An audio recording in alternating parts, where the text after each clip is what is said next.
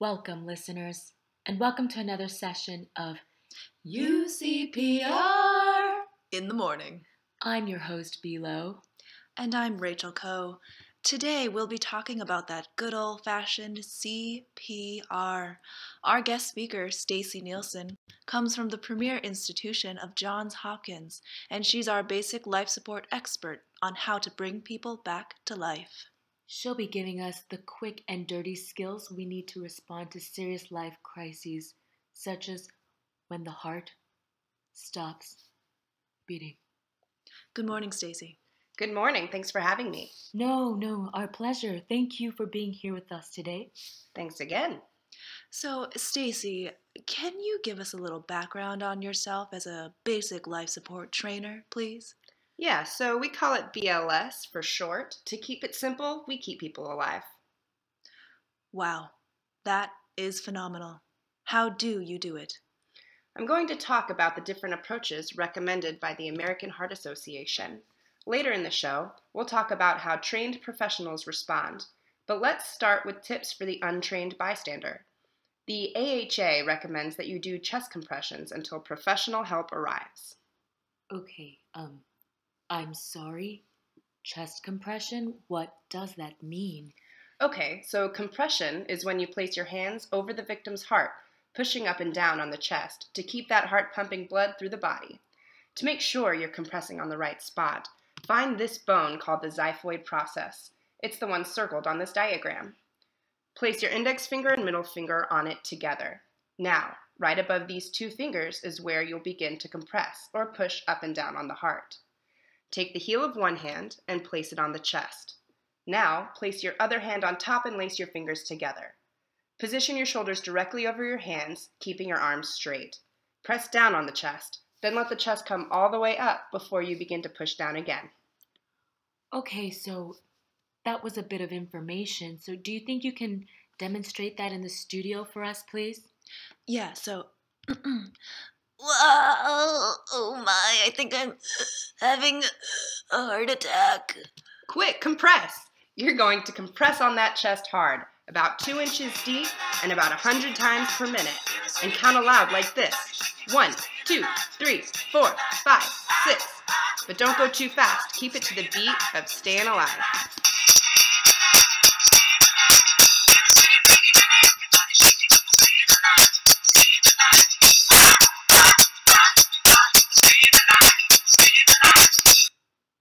Girl, I remember shaking my tail feather to that back in the day.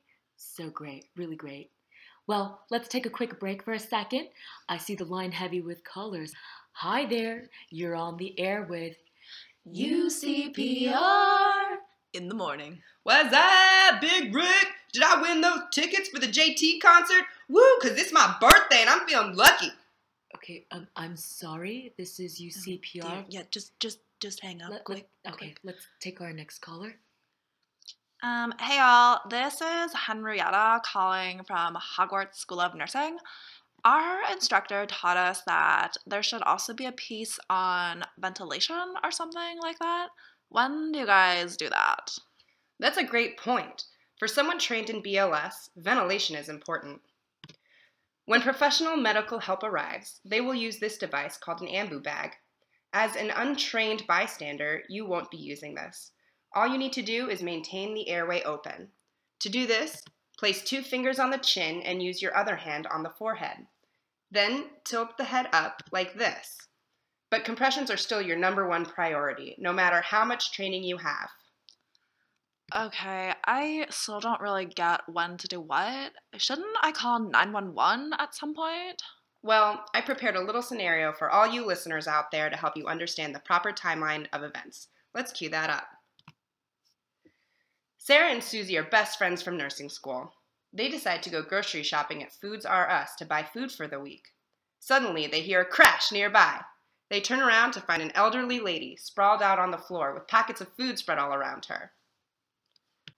Sarah first approaches the old lady and checks to make sure she's not responsive. Then she checks her pulse on the side of her neck. She'll then tell Susie to call 911, activating the emergency response system.